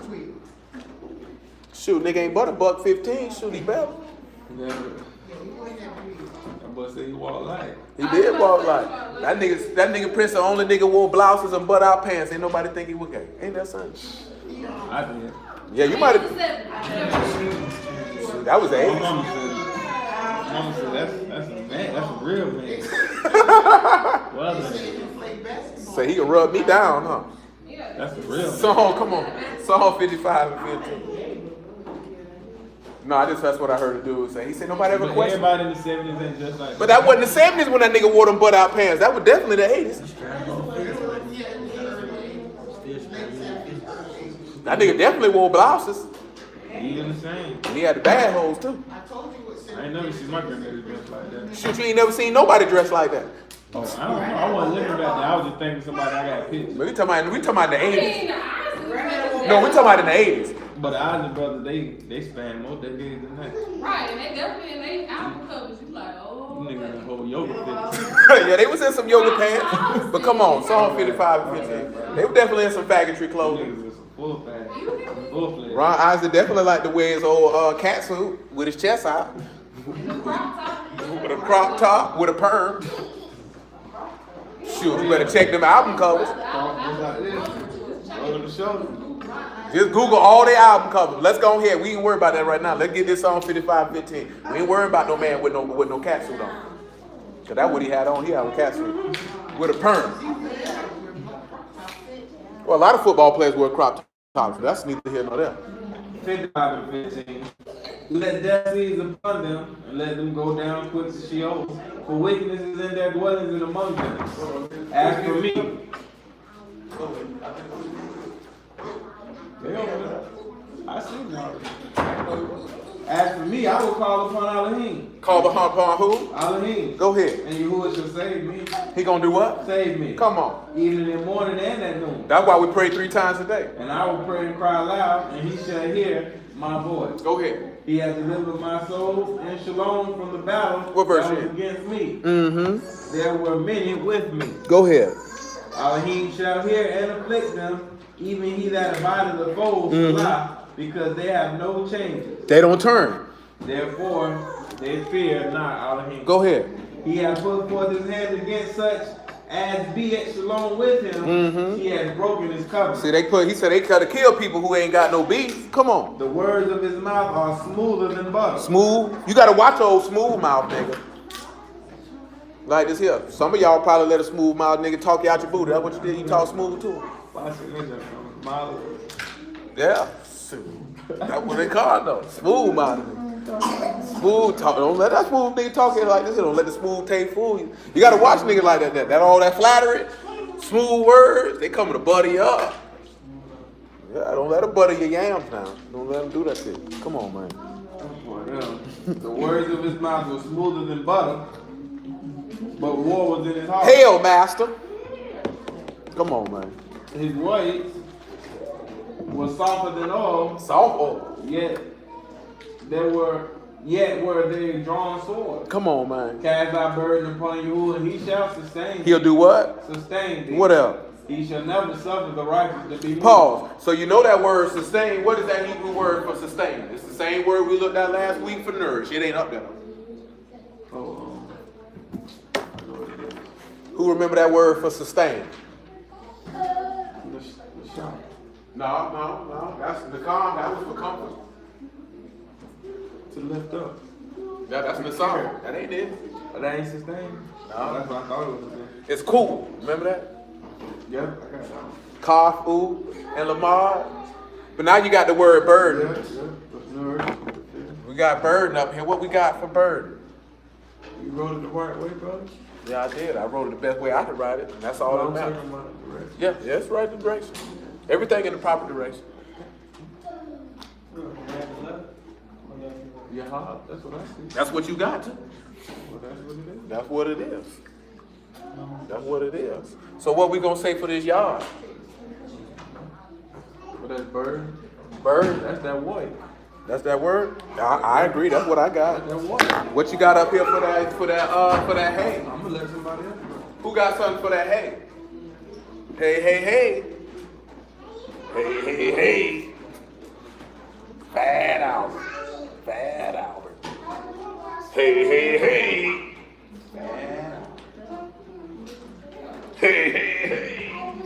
Anybody got anything for hay? I'm gonna tell you what we got for hay. We got behold. What you got for this bot though? Huh? Son. So behold the work of the Son. He told you to cast your burdens, right? Cast your burden on you. Who? Give him 1 Peter 5:5. Cast your burden. Cast your butt over there with You us. said Hebrew 5? No, 1 Peter 5:5. Depart.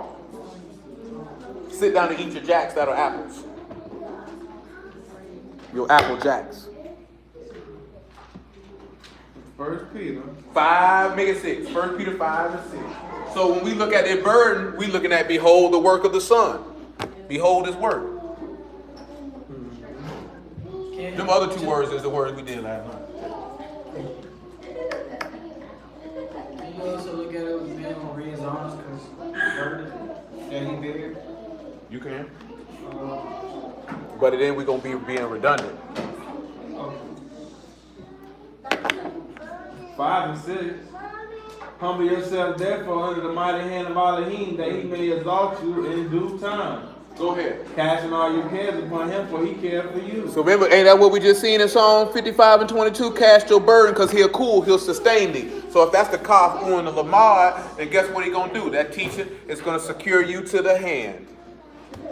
Secure you to the Son because he's going to sustain you. So when you look at that, when he's going to sustain you because beholding the work of the Son, because this is the lot which is given. That's what Yahad means.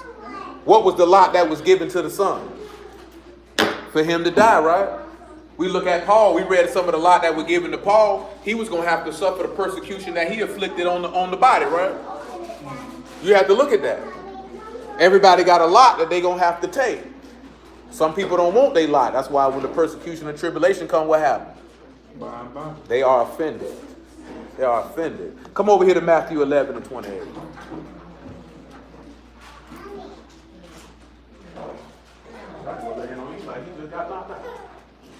That's how that white man was. They said that white man jumped up off that mat like the Undertaker in that fight a couple weeks ago. They said that dude donated his whole purse to charity. Tyson Fury, that's what that white man was. Oh, that fought the black dude. Yeah, gave his whole all his earnings. They gave it to charity. So what he made from the fight he gave it to. Yep. What was it? Not everything. Everything.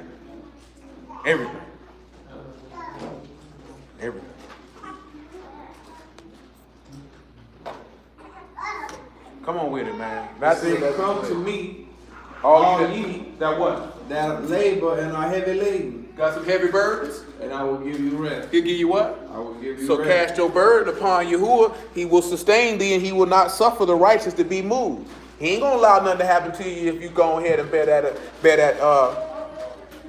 cross. Go on and carry that on your shoulder. Take my yoke upon you and learn of me, for I am meek And I'm what? and lowly in heart. Lowly and hard. And you will find rest for your soul. Mm-hmm. For my yoke is easy And my what? and my burden is light. Look here. Behold the work of the Son. What you got to do? Get that Hebrews 9, right? Verse 14. Hebrews 9 and 14. So my yoke is easy and my burden is light. It's light. Hebrews 9 And 14. Wonderful saying. Thank you. Okay.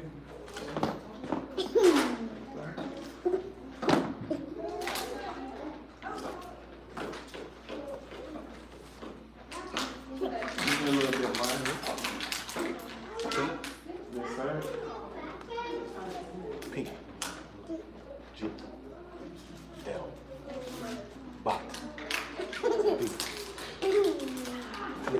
How much more shall the blood of Mashiach, who through the eternal Ruach offer himself without spot to Elohim, purge your conscience from dead works to serve the living Elohim? Don't that mean that his burden is light? You think that's light? What he told you? Get that 1 John 5 and 3. Make it 5 and 1.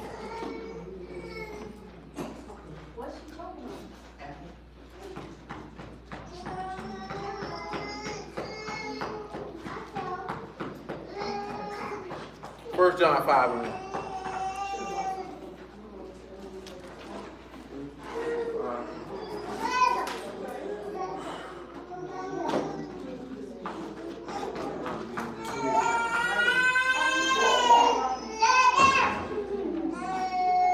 You a straight up mama's boy, Mordecai? Is that accurate? Or is that just a t-shirt, Lee?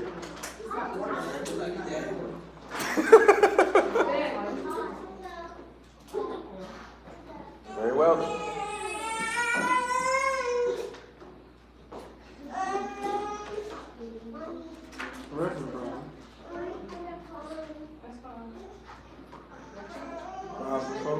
Y'all don't walk in that. 1 John 5 And 1. It said, whosoever believeth that Yahushua is the Mashiach is born of Elohim. Yes, sir. And everyone that loveth him, that begat, loveth him also, that is begotten of him. Yes, sir. By this we know that we love the children of Elohim, and we love Elohim and keep his commandments. Yes, sir. For this is the love of Elohim, That we what? that we keep his commandments. His commandments are what? And his commandments are not grievous. That means it's light. See, a lot when you sit back and you look at what you got to carry. When you look at right, he told you to take up your stake and do what? Wow. So the stake you carrying, you think it's light or you think it's heavy? And why is it light, sir? Because he done bear for it. Because he done already bared it for you. So you ain't got to be killed. You ain't got to be spat upon. You ain't got to be hanged from a tree. You ain't got to be slapped. You ain't got to get the crown of thorns. He done did all the work. Yeah, he said none of us have resisted sin under. Go on and get it for him. Hebrews 12 and 3. That's right. We already read the other one earlier. Yeah, we read 12 verses 1 and 2. Go on, get him start at verse 3. It said, for consider him that endures such contradiction of sinners against himself, lest ye be wearied in mind, wearied and faint in your minds, You have not resisted, sinned striving unto blood, or striving unto blood, striving against against sin under blood. You ain't shed no blood not to sin. So that means that burden is light. That's why he told he take his yoke upon him and learn. He said he meek and lowly at heart. So if he meek and lowly, that means he was able to bear himself down under that burden and carry it. Go back to Hebrew 9. You ain't got to carry it. He carried it for you.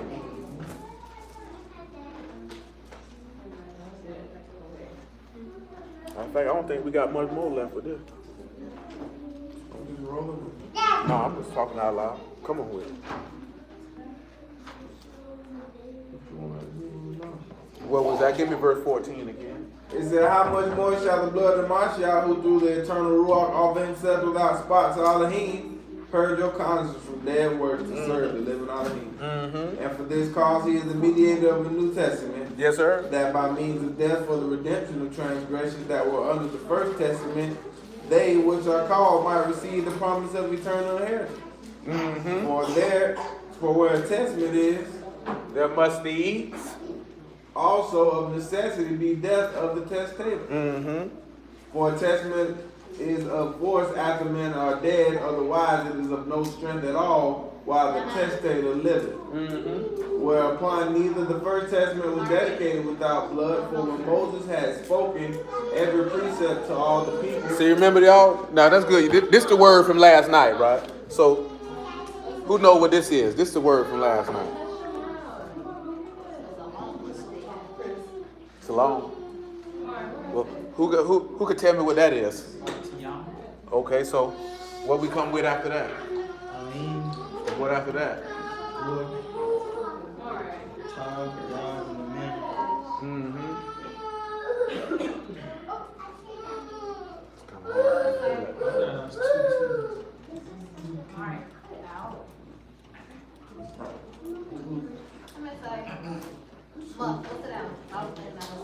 And so when we look at that, right, that's the word, the bithon, and that was, remember, the covenant's work of blood secures the word of the Son.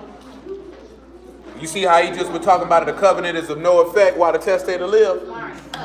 And this word comes from terrors. In Psalm 88:16, he said, your terrors have flown over my head. So when you look at this particular word is telling you that the covenant was sealed based off what the master said. Get him John 10:25. That's why you should be able to bear all things, because you know if he bared it and told you what he was going to bear before he bared it, then you would know the reward you were going to receive, because you believed that he resurrected from the dead, and you believed it from your heart, and because he supported you, sustained you, and comforted you and spoke in your heart, and therefore you believed it unto righteousness and for salvation of the soul. Come on with it, man. John 10:25. You should answer them. I told you and you believe not. The work that I do in my Abba's name, they bear witness of me. The work, he said what now? It says, The works that I do. in my Abba's name, they bear witness of me. Come on. But you believe not. Why? Because you are not of my sheep. Mm-hmm. As I said unto you, my sheep hear my voice. And they what? And I know them, and they follow me. And I give unto them eternal life, and they shall never perish. Never perish. Neither shall any man pluck them out of my hand. Ain't nobody gonna take them. My Abba which gave them me is greater than all. Greater than And all. no man is able to pluck them out of my Father's hand. Nobody. I and my Father are one. Go ahead. Then the Yahweh took up stones again to stone him. Uh-huh. You should answer them, many good works have I shown you from my Father. For which of those works do ye stone me? Go. The Yahweh being answered him, saying, for a good work we stone thee not, But for what? but for blasphemy, Because thou because thou being man, maketh thyself. Elohim. Go ahead. Is it not written in your Torah, That I said. ye are Elohim? Go ahead. If ye call them Elohim unto whom the word of Elohim came, the scripture cannot be broken. Say ye of him whom Abba hath sanctified and sent into the world, thou blasphemest, because I said I am the son of Elohim? Go ahead. If I do not the works of my Abba, believe me not. But if I do, though ye believe me not, believe the works, that ye may know and believe that Abba is in me, and I am. and that's what them terrors or what he suffered bear witness that Elohim was in him and he was in Elohim. So hallelujah for Yahushua in the word. We will cease and desist at this present time. Everybody on the stream, appreciate y'all. Bless y'all out the house of y'all in the name of Yahushua. Love y'all. Stay strong in the faith and bear all things. And now we will enter into the last thing that we got to look into, and that is endurance. Endurance. And y'all know I'll give you because we done dealt with it before. You know the Hebrew word for endurance is the word for overcome. I don't know if y'all know the word for overcome. The Hebrew word for endurance is to overcome. So when we look at endurance, that's pretty much the direction it's going to be looking at, is the ability to overcome through the word that you believed in, hoped in, and bared upon your shoulder, and then you able to overcome all things through that word. So y'all willing to the next time. That's where we'll pick that up again.